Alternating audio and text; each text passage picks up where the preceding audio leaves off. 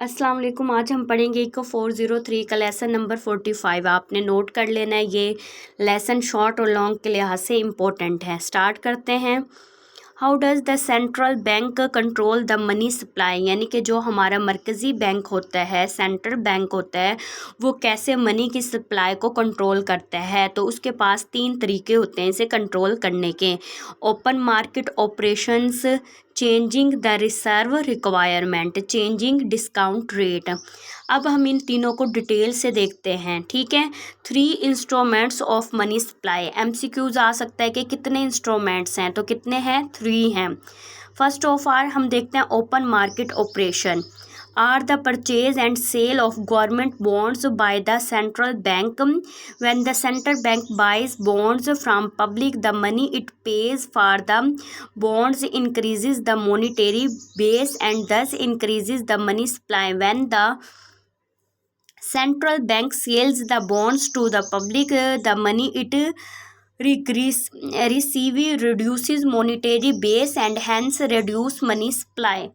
अब इन्होंने क्या कहा है, ओपन मार्केट ऑपरेशन के थ्रू मनी की सप्लाई को क्या किया जाता है, कंट्रोल किया जाता है। जब सेंट्रल बैंक क्या चाह रही होती है कि वो क्या करे, मनी की सप्लाई को कम करें, तो वो पब्लिक को क्या कर देती है, शेयर्स और पब्लिक को बेच देती है। जब पब्लिक शेयर्स और बॉन्ड्स क्या करती है, परचेज करती है, तो वो पेमेंट बैंक्स को दे देती है, यानी कि पैसे। इस तरह मनी की सप्लाई जो, यानी कि सप्लाई मनी का ये मतलब है कि मनी के जो पैसे हैं वो कितने लोगों के हाथों में घूम रहे हैं, उनके पास कितनी रकम है, तो वो क्या हो जाती है, स्लो हो जाती है, ठीक है। इसका दूसरा तरीका देखते हैं, रिजर्व रिक्वायरमेंट। अच्छा, इसमें फर्स्ट में ये होता है, जब अगर हुकूमत या मरकज़ी बैंक चाह रहा होता है कि मनी की सप्लाई को क्या करे, इंक्रीज़ करे, बढ़ा दे, तो वो क्या करते हैं, फिर वो ख़रीद लेते हैं आवाम से वही बॉन्ड्स और शेयर। जब वो आवाम से वो बॉन्ड्स और शेयर ख़रीदते हैं, तो आवाम को बदले में क्या दे देते हैं, पैसे दे देते हैं, जिससे मनी की सप्लाई क्या हो जाती है, इंक्रीज़ हो जाती है। सेकंड इनका तरीका क्या है, रिजर्व रिक्वायरमेंट्स है। Are central banks regulations that impose on bank a minimum reserve deposit ratio. An increase in reserve requirements raises reserve deposit ratio and thus lowers the money multiplier and the money supply.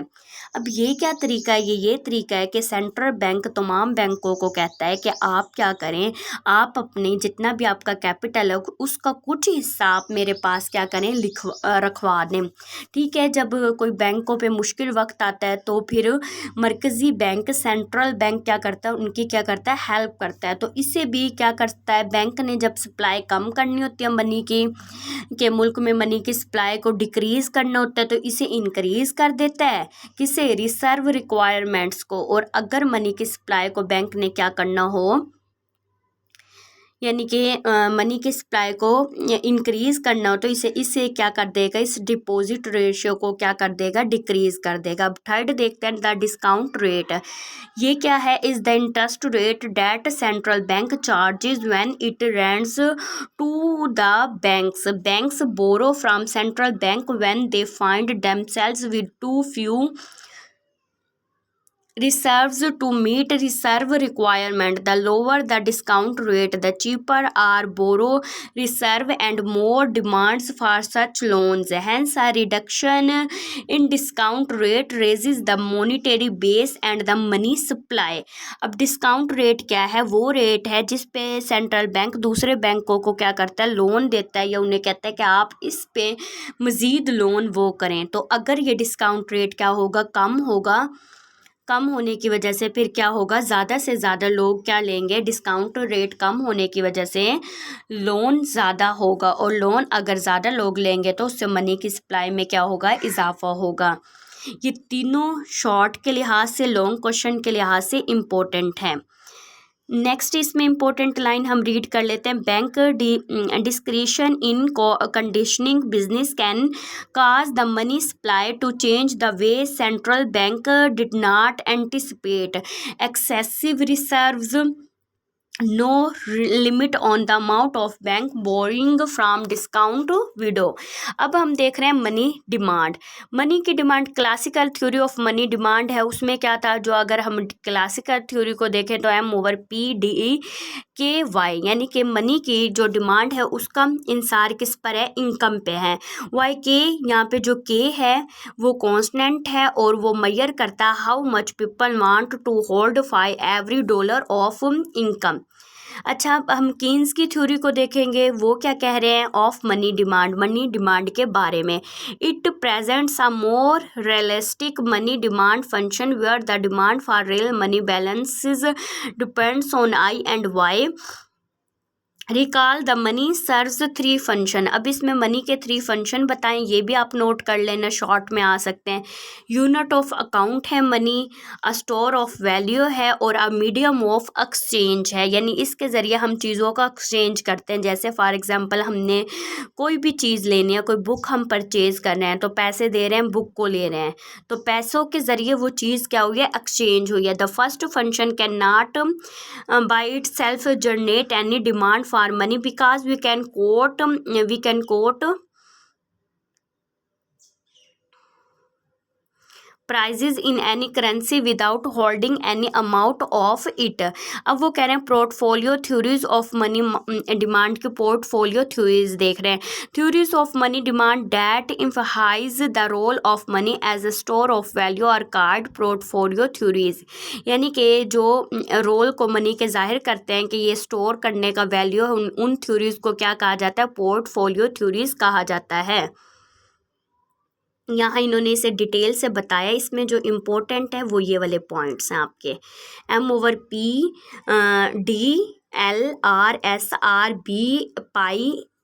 पाई किसे show करेगा, inflation को, ई और ये W. अब आपने देख लेना है कि ये किसे शो कर रहे हैं, IS शो कर रहा है expected real return on stock, यानी जो आपके स्टॉक हैं उस पे आपको एक्सपेक्टेड कितना रिटर्न मिल रहा है। RB आपको शो कर रहा है कि आपको कितना एक्सपेक्टेड रिटर्न मिल रहा है बॉन्ड्स पे, और पाई ई आपका शो कर रहा है कि आपको कितना इन्फ्लेशन रेट है आपका एक्सपेक्टेड। डब्ल्यू आपका शो करता है रियल वेल्थ को।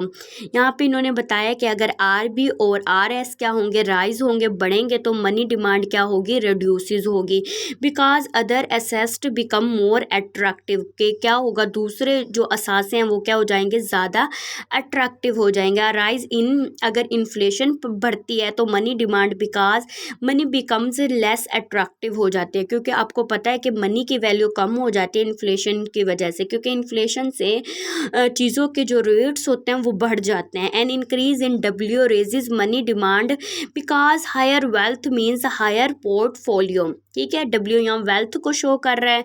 अब मनी डिमांड फंक्शन इन्होंने यहाँ पे बताया, यूजफुल सिंप्लीफिकेशन, यहाँ पे इन्होंने इसकी सिंप्लीफिकेशन बताई है।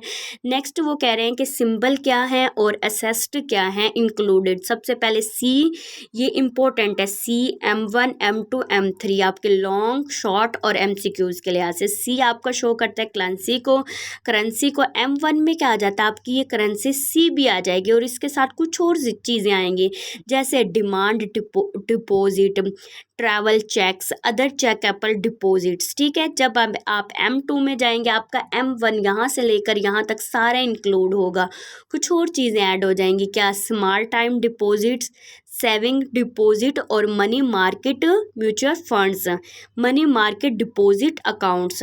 M3 में जाएंगे, M2 वाला सारा शामिल होगा, और large time deposit, repurchase agreement, institutional money market mutual fund balances, ये भी आपके ऐड हो जाएंगे, ठीक है। तो वो आपको ऐसे कोई भी आपको उठा के, जैसे M1 उठा दें और वो आपसे पूछें कि इनमें से कौन सा काम है, इस तरह करके वो MCQs भी आपको बनाकर दे सकते हैं। Economist say that M1 is a dominant asset, यानी कि इकोनॉमिस्ट M1 के बारे में क्या कहते हैं वो बताया है।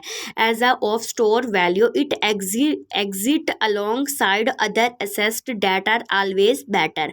नेक्स्ट उन्होंने हमें बताया है कि हमारे पास क्या है, transaction theories of money demand की, theories which emphasize the role money as a medium of exchange, acknowledge that money is a dominated asset and and stress that people hold money unlike other assets to make purchases.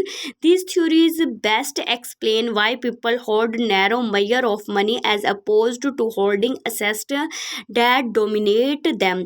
इसमें वो बताता है, इसमें ये इस theory में ये बयान किया गया है कि लोग क्यों पसंद करते हैं, क्यों रखना चाहते हैं कि उनके पास पैसे हों, उनके पास दूसरे असासे ना हों. तो वो कह रहे हैं how one model the process of obtaining money and making transaction assuming. तो यहाँ पे 2 पॉइंट उन्होंने शेयर किए. Money has the cost of earning a low rate of return, यानी कि इसके पास क्या है, लो रेट इसका रिटर्न है. मनी मेक्स ट्रांसैक्शन मोर कन्वेनियंट, इससे जो हमारी कंस्ट्रक्शंस होते हैं, ट्रांसैक्शंस होते हैं, वो बहुत ही ज़्यादा क्या हो जाती है, ईजी हो जाती हैं और हम आसानी से ट्रांसैक्शन कर सकते हैं.